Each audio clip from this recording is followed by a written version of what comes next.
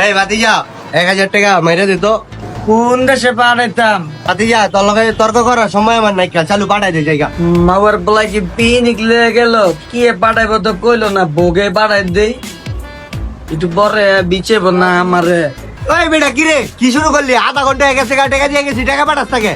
আন্নারে কি আল্লাহ কি মুহের ভেতরে কি জ্বর বাদ দিছে মিয়া? আইলানি করেন মিয়া, টাকা দিয়ে গেছেন কার দিমু? হ্যাঁ আমি কি অন্তর্জামি? কার দিমু আপনার ভিতরটা আমি জানমু? মিয়া ফাউল লোক মিয়া, নাম্বার দেন নাই কি পাঠামো হেডও কই জান নাই মিয়া। হ্যাঁ ফাউল লোক। কথা তো ভাতিজা খারাপ কস্তাই। আরে বেটা একটা টেনশনে আছিলাম, তোর কাকি ফোন দিছিল, তারা উড়া করে গেছে গা। নাম্বার তোল।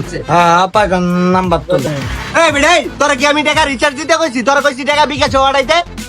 কাকা কাকির কথা কইছেন না, এলাকা টেনশনে রিচার্জ মেরে দিছি বুঝছেন। এই বেটা তাহলে 1000 টাকা রিচার্জ দিয়ে আমি কি করবো?